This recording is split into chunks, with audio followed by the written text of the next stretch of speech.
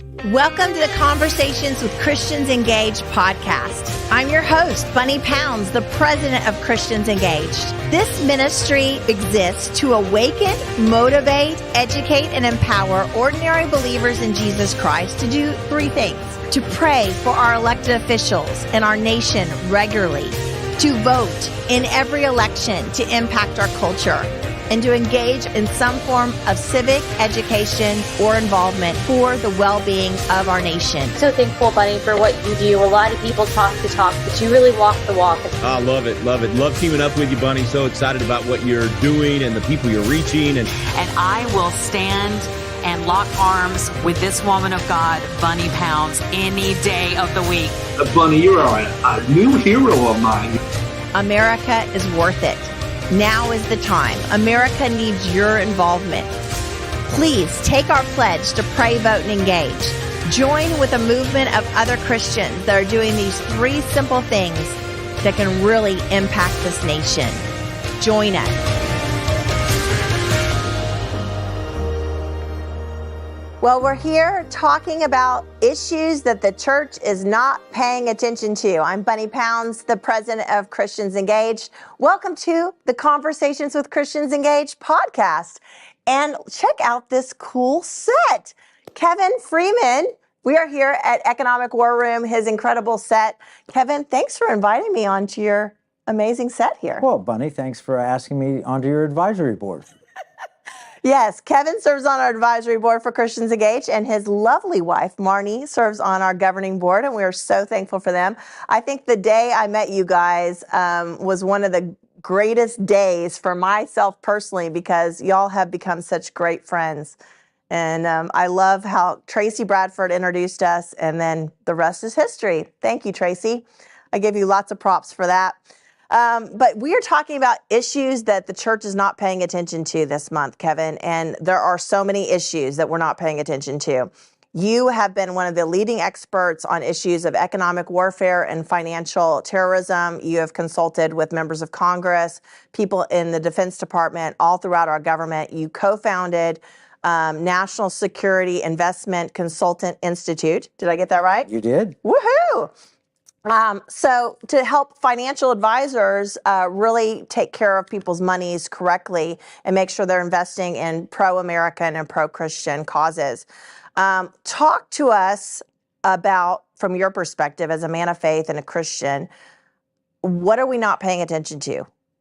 You know what we're not paying attention to. Give us the lowdown of what we're not paying attention to. Well, we have foreign threats and we have domestic threats, and we're not paying attention to either one of them. We're thinking, really wonderful Christian people say, well, I'm just going to go to church and I'm going to go to work and I'm going to take care of my family. And occasionally we might see a movie and we might eat out. But what they're missing is the attacks that are coming on our nation, whether they're foreign from China or whether they're domestic in the form of inflation even. Oh, yeah. And they're watching our buying power just dissipate. And we're saying, wow, we're getting tighter and tighter and tighter in our budget. Maybe we should cut our tithe. Maybe we should do, all sorts of things. So the two threats are the foreign threat and the domestic threat. And from my perspective, they're both economic. And you wrote a whole bunch of books. You have an amazing book, Secret Weapon, Game Plan, and then one of your recent ones that I just loved on really the sabotage of America from the elite's secret plan, according to plan, is called. Talk to us about why it is such a passion for you to wake up people in our country on some of these threats. What are the elites doing that we're not paying attention to? When you see, I think Gen Z's proud of their country is down to 16%. I'm at the tail end of the baby boomer, and 73% of baby boomers are proud to be Americans. 16% from Generation Z. How did that happen? I can tell you, just talking to our mutual friend Rick Green, and Marxist strategies infiltrated the education system. Yeah. And they're training America's evil, America's bad, it was founded by bad people.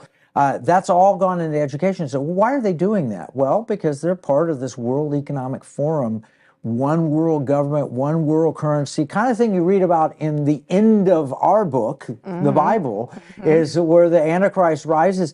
These people are wanting to replace the Bible with artificial intelligence created neutral religion.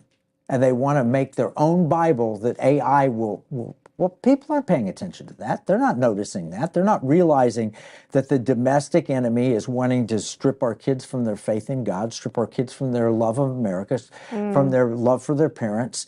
And that's in the education system. When we have drag queen story hours being promoted in libraries across the country, and one of the top librarians in the country saying, hey, and here's how we keep Kirk Cameron out with his book, because he's a Christian and we can't let him talk. But oh my goodness, we have to have men dressing like women, reading stories and being provocative and dance and all this.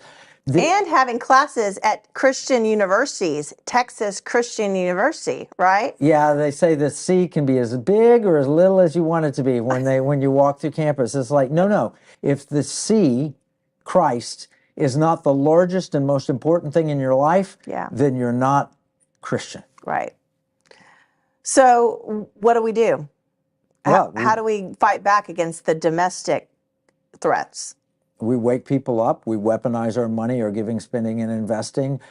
We mobilize. I love, again, what Christians Engage is doing. What Christians Engage does is say, hey, look, the political realm that you thought might be too dirty to get involved in, we can't do that. No, that's actually a mission field. It's actually a place that you can express your values. You know, nobody said, well, we can't go to this third world country because it's too dirty to share the gospel. They said, no, we need to do that. But when they look at politics, oh, it's too dirty, I can't get involved in that. No, you've proven to people, you don't have to be partisan, you have to be a believer. Wow. I just got done reading a story about a missionary couple that went to India, and they're, living in India and they're learning the language and all that. And this was after my whole process of writing my book, Jesus and Politics. And I was thinking, like, making that relationship with the idea that, I was infiltrating the government realm, right? With these members of Congress and elected officials I've worked for. That we really do that in all parts of our life. We have to live out our faith and be missionaries in that place. So, Kevin, I know you guys have been working on a bill in the Texas legislature and other places to really make sure that our money is protected. Can you talk about that a little bit? Yeah, that's one of like 10 strategies we have. You're at Liberty Hawk Ranch, and we use it all the time for godly things like with Christians Engage, but we use it for training financial advisors like the NSIC Institute that you mentioned. We had a group here on artificial intelligence, so we're training conservative groups how to use artificial intelligence so we can fight back on this. We're going to retranslate the Bible. Actually, we're going to win people to Christ with artificial intelligence. And one of our biggest is transactional gold. And that is to take money back to sound monetary principles that were laid out in the Bible. In the Bible, it's gold, silver, and sometimes copper. That's the only form of money. Well, in the United States, it is a dirty green piece of paper with a dead president on it.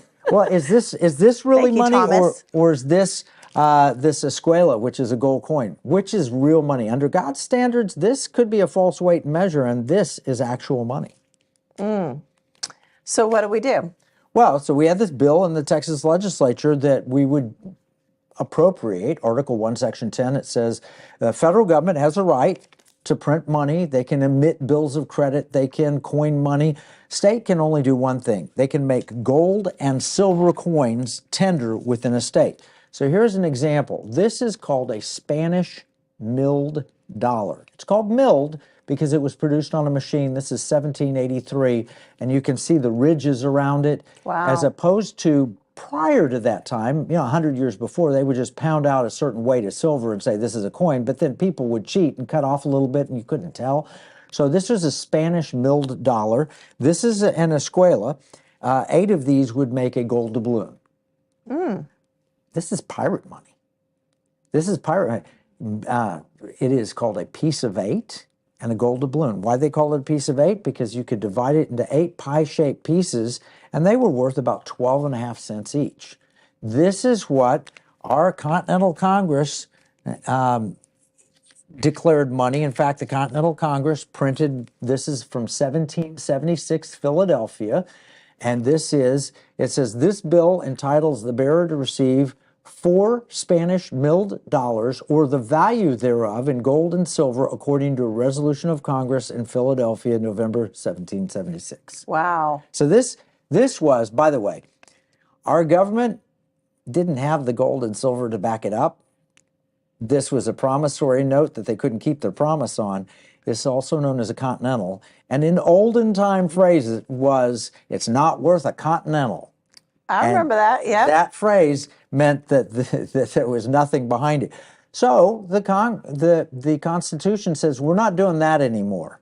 We're going to have real money backed by gold and silver, and if a state wants money, it has to be gold and silver. And so the bills that we put out in the state did something similar to this. This is from the Bank of Kentucky. This is a 12.5-cent note from 1836, and it basically said that if you had this, you could take it in and you could get a piece of 8, 1/8 of the Spanish milled dollar. That's where the whole term. So I've written a new book. It'll be out shortly called Pirate Money. And it's all about the history of money and what we can do with this bill in order to bring economic justice back. It's like finding a hidden treasure that's in the Constitution, and where states can make gold and silver coin legal tender, but not just that. You can make it with a debit card, so you put your gold and silver on deposit at the Texas Bullion Depository in Leander. And then if you want to spend that, you can go out in the community and use it like a MasterCard, debit card, and spend your gold and silver. In other words, it's a store of value. Money has 3 functions. It should be a store of value, a means of exchange, and a unit of account. Those are the 3 things that money is. Well, this coin is a unit of account. There's one, but it's a very poor unit of account, because if I went and bought a $2 cup of coffee and this coin's probably, silver content's probably worth $25, I couldn't get change. You know, what would I do? Shave off a little bit and hand it to them. But if we put it in the Bullion Depository and keep electronic track of it, kind of like Bitcoin does. Yeah, yeah. Or kind of like your checking account does. Your checking account, you have electronic tracking of it. We would be able to make gold and silver coins literally money again that would protect against inflation. Because this is interesting. If you had, in 1918, you wanted to buy 5 gallons of gas for your car, it would take 10 dimes, $1, could buy 5 gallons of gas. If I told you today, Bunny, if you have 10 dimes, I will sell you 5 gallons of gas, you look at me and say, you're nuts. Well, a dime then was 90% silver, and the silver content of those 10 dimes is worth maybe $20 approximately. Can you buy 5 gallons of gas for $20? Yep. Absolutely. So money that is gold and silver holds its value. 1 ounce of gold in the year 1918, I'll just pick that year, would buy a fine man suit. I mean, a really nice, a Brioni type suit. Well, $2,000 will buy you a fine man suit today, and that's about what an ounce of gold costs. Gold and silver, biblically, are real money. They hold their value. So they're a unit of account, they're a means of exchange, and a store of value. And that's what we wanted to do with these Texas bills, and we're going to keep fighting until we get them passed. Well, you know, what I love about you, Kevin, is that you don't just like wring your hands and tell us about all of the problems, which there are many. And if you read Kevin's books, which you should, you're going to get a real picture of what's going on in the world, because so often we want to just stick our head in the sand and not see the truth. But you also give us action plans. So here at Economic War Room, every week when you have a show, you give an action plan, right, of what we as individual citizens in this country can do. Why is that so important for you to give us an action plan? Well, because I get sick of the talking heads on television that just get you riled up and they just get you upset, and their purpose, that doesn't take you closer to God. You just get mad and upset. When you're mad and upset, you can't hear God. Right. So, but when you're doing something for the kingdom, I love heroic stories. I mean, I love stories of heroes. In fact, when we finish, I'd like to show you my letter I've got from Fast Eddie Rickenbacker that's hanging on the wall out there. He didn't write me because I was too young, when he passed away to have even known him. But he wrote a letter where he was helping someone. But the story I love about Fast Eddie is when he was a kid, his dad got killed in a accident at work. Actually, got in a fight, got killed by another coworker. Eddie was a no good. He really was a bad kid, bad seed, bad kid. But his mom came to him and said, "You're the man of the house now, Eddie. You have got to right now step up and provide for your family." And that kid straightened up. He had an action plan, and he said, "You know what I want to do? I want to work on cars." So he took a mechanics course. Correspondence. Like they'd send him stuff in the mail and he'd read about how to fix cars.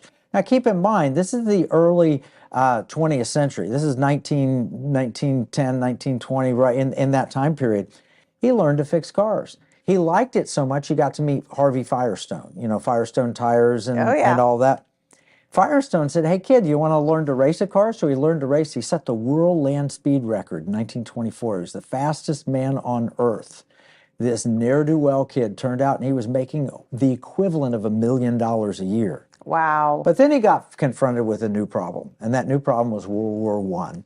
And World War I, he decided, you know what, I've got to go fight. And he went to fight in World War I. He got over there, found out he was a mechanic, found out he was a fast race car driver. And it wasn't 1924, it was 1914. I got to correct myself. When he set the world land speed record. But he goes over there and he meets General Pershing. He meets this guy named Billy Mitchell, who's running the Army Air Corps. And Billy says, "Hey, come fix my airplanes." And the general says, "General, will you teach me to fly?" No. You don't have the college education. You're not the right type. The Harvard and Oxford kids, they won't accept you there. And he said, "Well, I'll fix your airplanes if you teach me to fly." Way to barter. Learn to fly. He became Eddie Rickenbacker, the World War I flying ace, the most successful American pilot. Wow. Then the new problem comes, the Great Depression. Then the new problem comes, World War II. Every time there was a problem, Fast Eddie calculated a solution, and that's what heroes do. And so all my life, from being a little kid, reading comic books, and I've always wanted to be a hero, and I wanted to be like Fast Eddie. Just to give you one more problem, Fast Eddie was asked by President Roosevelt to travel to meet with Douglas MacArthur in Australia after he'd just left the Philippines and went to Australia. And en route, they missed their refueling stop and the plane had to ditch in the ocean. Wow. 24 days, a guy in his 50s sitting there in a life raft with a bunch of young kids trying to stay alive. And you know what he did? He taught them all about Jesus. And he prayed, and God poured forth rain, and they were starving, and he prayed, and a seagull landed on his head, and he captured it, wrung its neck, and they ate seagull, kept him alive.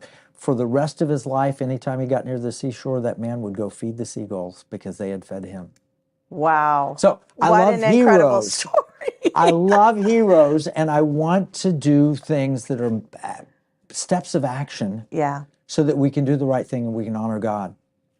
Well, that's who we all should be as believers. There's something in us that I believe definitely, just having the breath of God in us as humans, right? We're naturally entrepreneurial or creating, but the enemy wants to do everything he can to stifle that in our life and to just have us exist. Right. And so that's what I love about you. Focus on what do I need? What are people giving me? What are people doing for me? Why aren't they doing this for me? Why am I not getting this? Instead, we ought to be talking about, hey, how can I be a hero? Yes. And God, give me the opportunities. And if we will do that, seek ye first the kingdom of God and his righteousness, he's going to make everything else work out for us. Amen. Amen. Okay, so we've got domestic threats and then we've got foreign threats. I believe the church is not paying attention to what's happening in China and really decades of what the Republic of China is trying to do with our country. Can you talk about that as a leading expert of China?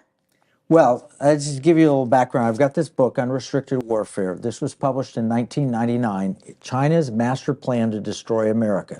Wow. The Chinese people are wonderful people. Let me get that straight.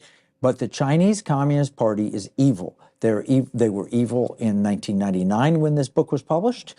They're evil today. They're evil in that they are taking people and live human organ harvesting, mostly the Uyghur people, which are the Chinese Muslim population, and they keep them alive to take another organ. Well, we'll take your eyes first, and then we'll take your liver, and then they keep them alive as much as they can, and then they sell them. So this is, when I say they're evil, I mean they are evil. This book was written when the Chinese economy was 1/10 the size of the American economy, roughly the same size of Italy's economy, kind of about the same size as the Texas economy is today in the world. I mean, they were not a major nation. But it talks about stealing intellectual property. It talks about getting us hooked on their goods, getting manufacturers to move the plants there because the labor is cheap, and then stealing the manufacturing. Wow. Talks about hacking and doing all the various things. Talks about biological warfare. It talks about so many things, co-opting politicians to where you can get a politician to on being paid by you through their family. Gosh, this is almost matching the headlines today. This is what China has been doing for almost a quarter century, and the church is guilty, the government's guilty, everybody. Boy, isn't it wonderful? The Chinese people they're more capitalist than we are. That's what I heard 15 years ago when I was warning about this. And then I would say, look, this is an evil nation. And I said, oh, no. I had a man come up to me after I spoke and said, oh, no. The Chinese Communist Party, they're more Christian than we are. I was like, what do you mean they're more Christian? Oh, they're just against the cults. They're really in favor of Christian churches. I said, that is simply not true. Well, the man actually has a Chinese wife who works for the People's Liberation Army in China, and he was sent to find anybody who said anything against the government, confront them. Anyway, he said, oh, no, they support churches. That's not true. They've been tearing churches down. Exactly. They're anti any religion other than the worship of the Chinese Communist Party. That is a threat the Christian nation is not aware of, and we have funded it. We have funded it. Go pick up things, and I'll pick up a coffee mug that I had made. The economic war room, I look on the bottom of it, it says made in China. We're not manufacturing much of anything here, and we've sold out. And the reason we've sold out is we've made money the more important thing. We've said, well, It's a little bit cheaper to get it in China, so I'll buy it in China. Well, Marnie and I tried that once. She's an artist, and we ordered some things from China. They were terrible. We instead have decided everything's going to be made here in the USA. And so that is one of the things the church is unaware of, how much money we've been sending to China to make the 10th largest economy in the world, now second largest, and closing in on America. And it's our fault. We've done that. Well, we've got Chinese interests now buying land, right?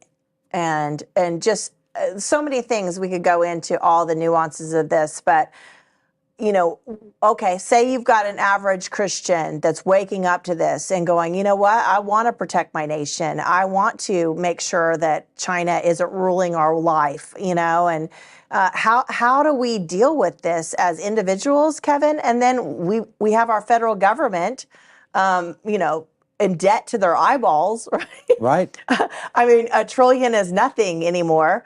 We just keep racking it up, and who holds most of the notes on that is China. Well, it's interesting. China, when George Bush left office, we had about $10 trillion worth of debt, and China held $1 trillion of it, or 1/10, 10% of our debt. Now we have $33 trillion in debt, and while they are among the largest foreign holders still, it's only about $850 billion.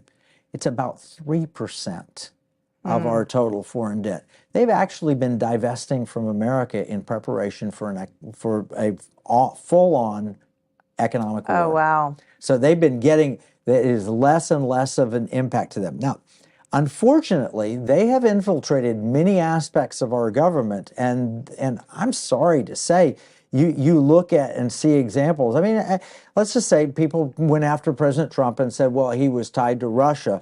Well, there's evidence of China throughout our modern history. They gave money to Bill Clinton for his re-election campaign in 1996. They got caught. This isn't a conspiracy theory. It's in the New York Times, Washington Post, LA Times.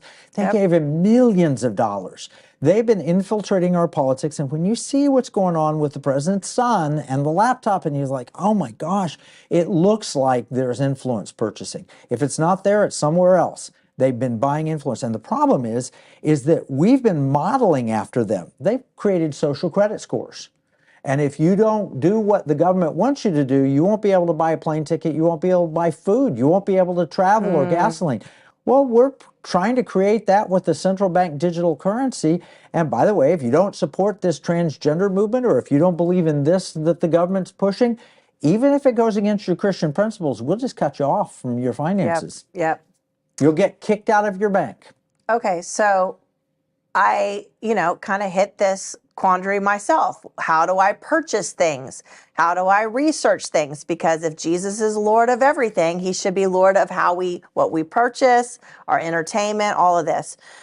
So what do we do? Where do we find the goods and services that we need with people that are investing in America and, where we're not supporting the Chinese enterprises? Well, there are three things you can do with your money. You can give it, you can spend it, or you can invest it. In terms of your giving, you need to look at the place that you're giving to. Christians Engaged can be a great place to give money. But look at your alma mater. Yeah. Even look at your church. Make sure that your church is teaching the Word of God. I'm not asking people to not give money to the church, but I am going to encourage them, don't give money to those that may be deciding that they're going to profit from government policies like open borders. And there are a lot of Christian organizations, chinos, Christian in name only in some cases, that are receiving government money to bring people across the border that may be bad for our country, maybe bringing in drugs and fentanyl, maybe bringing in people that will be a threat to our nation. So check out where you're giving your money. Be very wary. It's good. Check out where you're spending your money. And we talked about publicsquare.com and others that I just found publicsquare.com. It is amazing. Yeah. I know you can look up anything and search for whatever you want, and you're going to find good American, loving, liberty-minded companies. Yeah. Very cool. And then on your investing, you need a financial advisor that can help you with it. That's why we train them at nsic.org. You can go there. We train them at Liberty University. It's in a biblical worldview, Judeo-Christian worldview, but we have Christians, we have people with Jewish background, we have Muslim background and so forth, but from a biblical worldview. Yes. And we train them on protecting the United States. We train them on protecting the values. Liberty. We train for liberty, security, and values. So good. And the vast majority of them are Bible-believing Christians. And the goal is to help people weaponize their money, giving, spending, and investing, to find the right places to invest, to help evaluate things.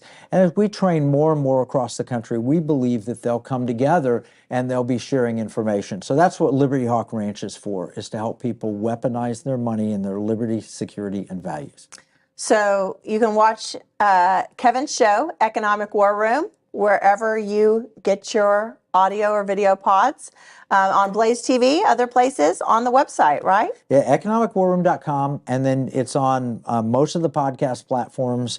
It is BlazeTV, as you mentioned, and if you subscribe there, use the code EWR.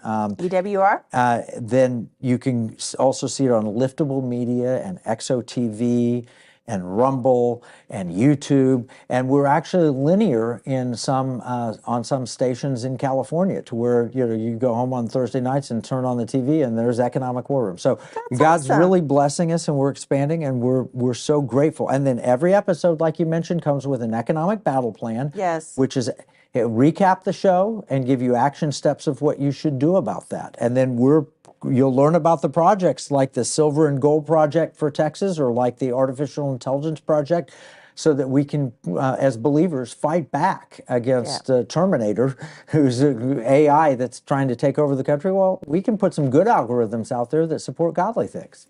Well, Kevin Freeman, always trying to solve problems and do it from a biblical perspective, and that's why we love you. Thank you so much, Kevin, for being a part of this and really teaching us that we can't put our heads in the sands, guys. We have to really come to this with a biblical understanding and take our biblical worldviews and look at these real world problems and see how we can impact our nation for good. Thank you so much, Kevin. Thank you, Bunny. Thank you so much for joining us for this incredible podcast. What a time we've had. We love you so much. We love being in your life. Have you subscribed? Have you shared this with your family and friends? Please subscribe on Apple, Spotify, YouTube, Rumble, wherever you get your audio or video pods. We need your help. This mission is undergirded by individuals just like you that support this ministry monthly, annually, and whenever you think about us, to be able to reach over 1 million Christians in the next 2 years. That's our goal. We want to empower 1 million Christians around America to pray, vote, and engage regularly. Will you help us? We're here to do that, and we need your help. I want to say thank you to our partners at The Stream. What an incredible online publication put out by James Robinson and Life Outreach International, as we come together across denominational lines as believers to discern what God's saying about the news of the day and to hear from different viewpoints. Check out The Stream, make it your homepage, and get on their email list. This product is amazing. Also, our partners at Edify app, put out by Christian Post. This podcast app is a convergence of Bible teachers around America. We're excited to be a part of Edify app. Check out all their other podcasts. Thank you so much again for caring about this nation. We're here to help you pray, vote, and engage. We'll see you next week.